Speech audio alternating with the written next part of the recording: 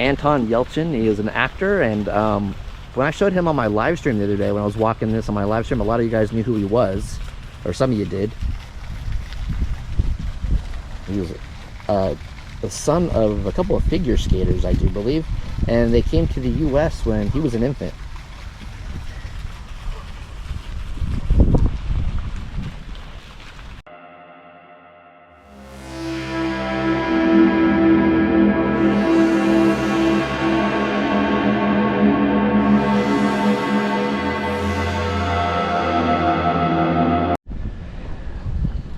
What's going on, everybody? Welcome back to the channel. I am here still at Hollywood Forever, just kind of wandering around, and I found a really interesting grave. Pete T. Stanley, and I've heard he's the piano man. I just found this grave really interesting.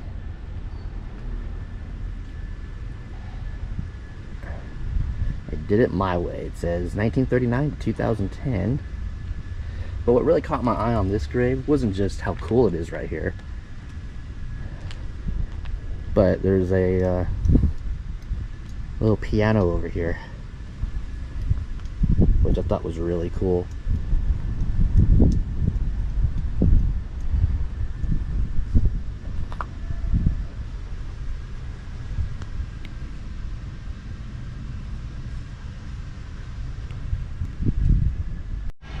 This cemetery has so many unique things. There's so much going on here.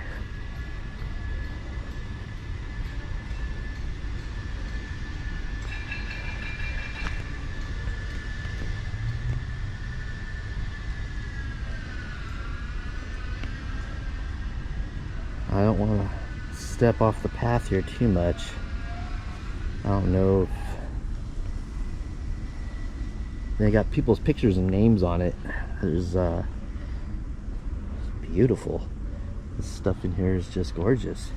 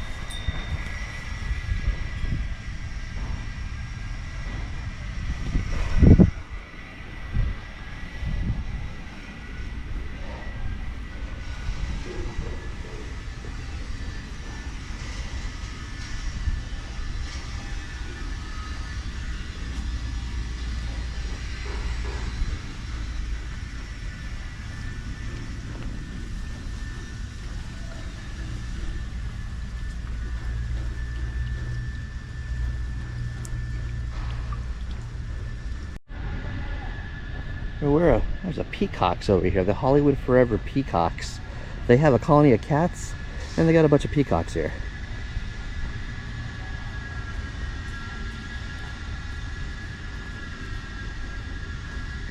Earlier, one of them was walking up to me.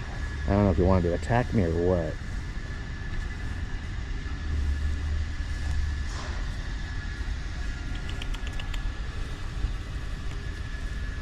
They're just free roaming all around the cemetery here. It's insane. They have a coop for them over by the front gate, but they're pretty much free to roam. Arthur Letts, he was a businessman. He was the founder of Broadway department stores and Bullocks, and was responsible for developing a great deal of Hollywood. He also purchased and developed Westwood, Homely Hills, and the UCLA campus. And another little factoid about his son Arthur Letts Jr. built the Playboy Mansion. So there's a little bit of history in this family here. Bullock's department stores, and then the son built the Playboy Mansion. I don't know if you guys can tell, but this thing is full of spiderwebs. There's that vase on that back table in there. It's just got like a covering of just spiderwebs, cobwebs, and everything.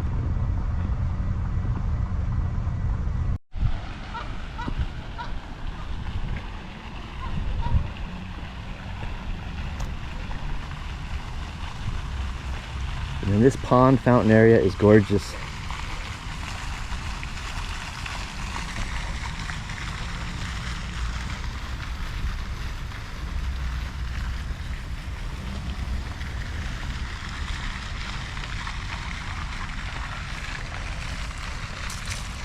Hattie McDaniel, 1895 to 1952, renowned performer, Academy Award 1939, Gone with the Wind. Aunt Hattie, you are a credit to your craft, your race, and to your family. Edgar Goff. Dedication, October 26th, 1999.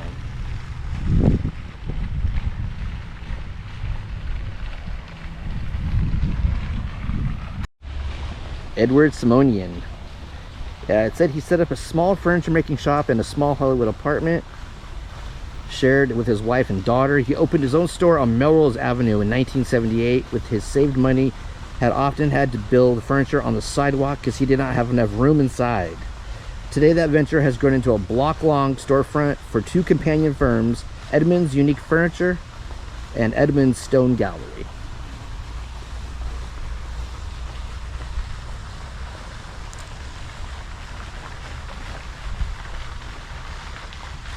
He was born May 5th, 1941, died June 17th, 2010.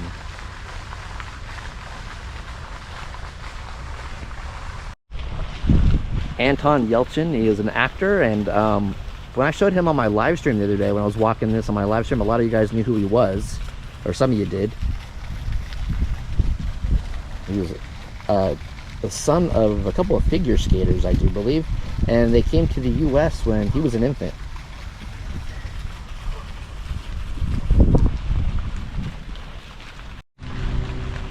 So he played a young Kyle Reese in Terminator Salvation, and he played Chekhov in the reboot of Star Trek. I knew about the Terminator thing. I'm not a big Star Trek fan, so I really wasn't familiar about that. And some of his other movies I'm familiar with, but that one bit about the Star Trek movie I didn't know. But some of you guys on my live stream had said his mother visits quite often.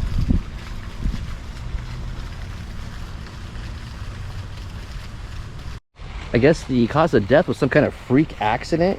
He was pinned between his Jeep Cherokee and a brick pillar gatepost outside his house in Studio City, Los Angeles. And I guess the family had filed a wrongful death lawsuit against, I guess, Jeep, from what I heard. Because they felt something was faulty with the car.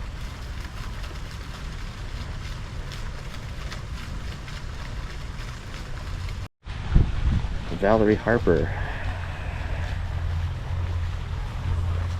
from the Mary Tyler Moore Show, Rhoda, the Hogan family.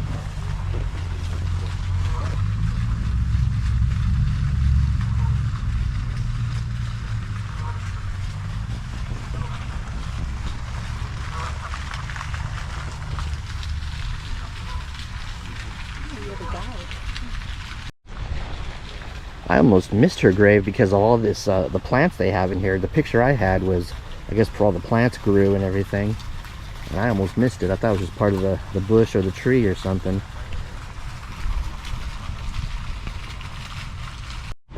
There was a few people over there waiting to see Valerie Harper's grave, so I couldn't stick around too long. Actress over here.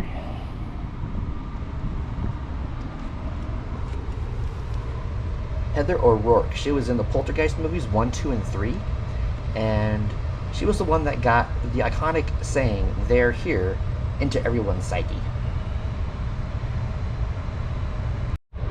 And then in the Poltergeist sequels, that iconic saying, "They're back."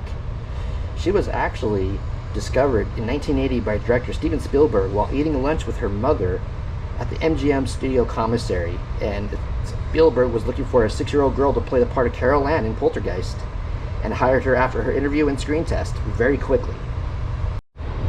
Among her many movie and TV accomplishments, the thing in her life she was proudest of was being elected student body president of her 5th grade class in 1985.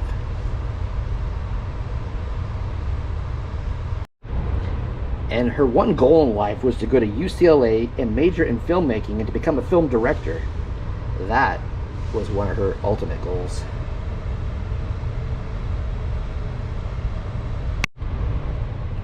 Some of her television credits include Fantasy Island, Webster, Chips, Happy Days, and the new Leave It to Beaver. And when she was in school, she never turned down a classmate for an autograph. And she also was known to have an amazing memory, often showing up to movie and TV sets, having all of her lines memorized already. And on February 1st, 1988, at about, I think she was roughly 12 years old, she died following 2 cardiac arrests. Her cause of death later being ruled as congenital stenosis of the intestine, complicated by septic shock. That's sad. I remember her on Happy Days as well. I don't remember her in any of the other TV shows, like Chips and Webster, but I for sure remember her on Happy Days.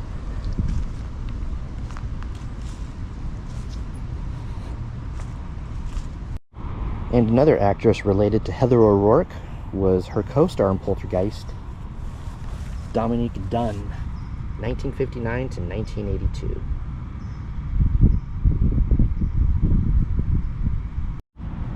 And in that movie, she played Dana Freeling, older sister to Carol Ann. Upon graduating from high school in 1977 from Fountain Valley High School in Colorado, she went to Florence, Italy, where she studied art and Italian language. Upon returning back to the U.S., she enrolled in Colorado State University in Fort Collins to study acting, but left after only 1 year and soon obtained roles in Hollywood. She appeared in cameo roles in several television series like Lou Grant, St. Elsewhere, Chips, Heart to Heart, and Fame. In 1981, she won her first role in the movie Poltergeist, for which she is best remembered. Fall of 1981, while she was at a party, she met Thomas Sweeney, a chef at an upscale Los Angeles restaurant, Mason. They were quickly attracted to each other and began dating. About 6 months later, they broke up and went their separate ways. And in the fall of 1982, she got the role of Robin Maxwell in the television miniseries V. On the evening of October 30th, 1982, she was at her home with actor David Packer rehearsing some upcoming scenes from V for the next day's filming, when Sweeney showed up to ask her to reconcile with him because they had broken up previously. During the ensuing argument, he strangled her, and although the police and ambulance showed up almost immediately, she was unconscious and died 5 days later without regaining consciousness. Her boyfriend, or ex-boyfriend, was convicted of voluntary manslaughter in September 1983 and only sentenced to 6 years in prison. And it says her heart and kidneys were donated to save lives. Man, he only got 6 years for that? That is insane.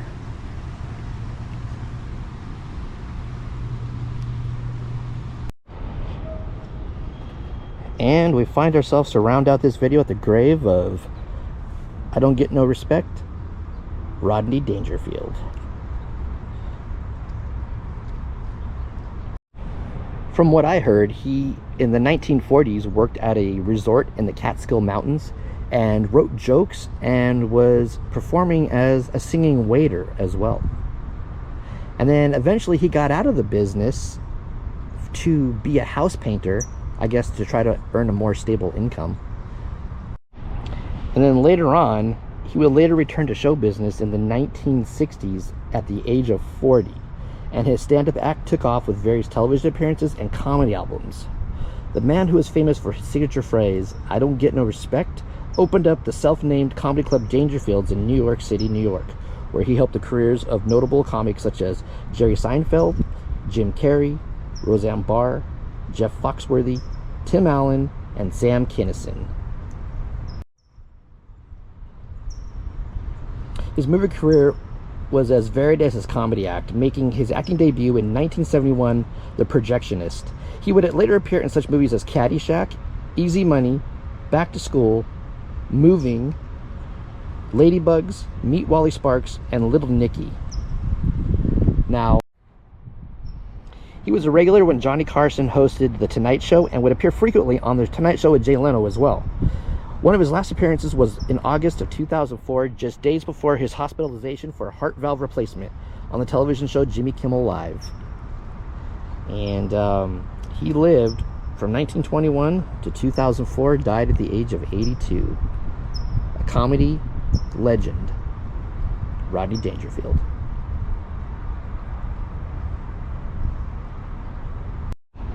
Okay guys, I am out of here. I gotta go. Place is getting ready to close in a little while, and there's plenty of more stars I didn't come across. Well, I know where they're at. I just didn't have time to film today.